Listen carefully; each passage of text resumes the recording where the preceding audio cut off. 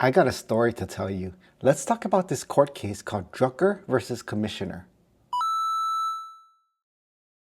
Here's Ernest Drucker. He is a professional violinist living in New York City. And almost every day inside his New York City apartment, he would go into a room where he uses it exclusively to practice his violin. And in that room, all it contained was just a music stand, his violin case, the violin itself, the sheet music, and a small chair. No television, no books, nothing unrelated to music, because he wanted to have no distraction from his line of work, which is perfecting his craft in playing the violin. Now, why did Ernest need this room and why was he practicing so much?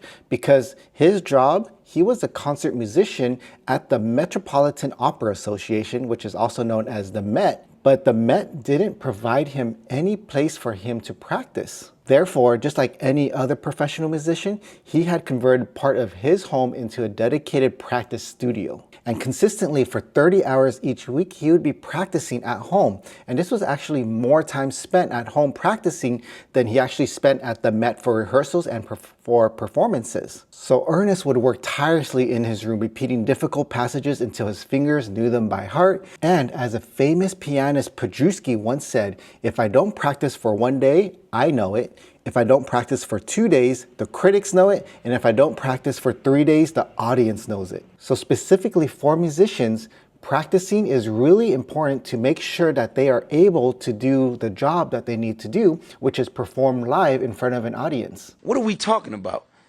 Practice?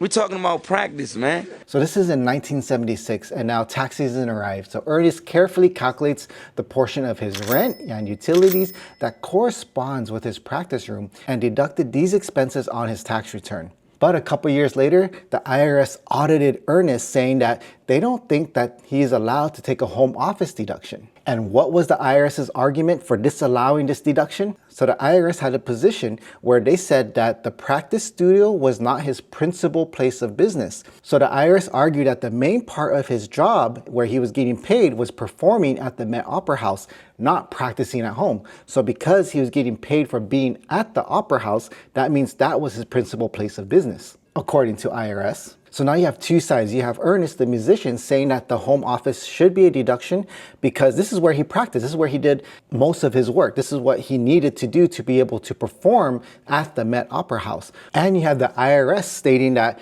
no, you don't get a home office deduction because you don't get paid for working at home. You get paid for being at the Met Opera House. So that's where your principal place of business is. So guess what? It went to tax court. And in tax court, both sides did their arguments. And you know what the tax court said? They ruled against the musician. They ruled against Ernest, where they agree with the IRS, claiming that the principal place of business was at the Met Opera House, not at their home where the practice space was. But what's interesting, there were some contradictions in the ruling. It said that practice was necessary and essential, but at the same time, it said it wasn't a requirement to practice at home. So this became another issue, is that because the home office that they were trying to deduct, it was not technically a requirement from the Met Gala that they practice. So the court used this as a reason why it is not necessary to have a home office. But Ernest, the musician, ended up appealing to United States Court of Appeals. And at appeals, Ernest's attorney was arguing passionately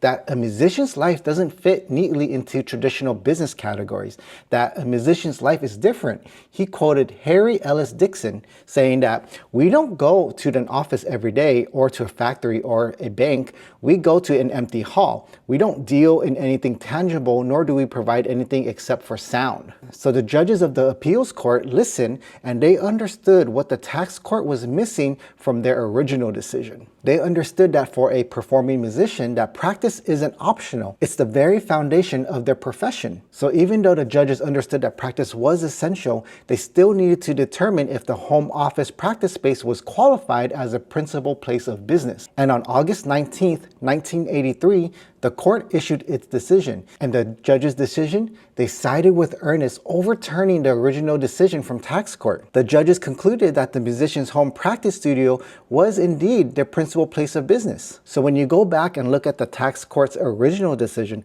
their focal point was where do you get paid and where are you actually performing? While on the appeals court, their focal point was practicing. How important was practice when it comes to doing their job? And they determined that practicing was very essential to doing their job and performing at the Met Gala. So because they had to practice to be able to perform at a high level, that practicing at home in a designated space was considered a home office expense. So this is a great example, especially in terms of, say, a real estate agent where they might have to go into a brokerage that's outside of their home office. So they go into a office brokerage where they meet with clients, they show homes, they do all those things. Like, that's the important part of actually making the money or doing the business. But also, if they have a home office where they do a lot of the admin work, where they have to prepare for the home showing, they have to do research of what's the best home to choose for their clients. So it's still possible to claim a home office even if you're doing the most important work outside of the home office, as long as you're doing work that's still essential as part of your business inside the home office.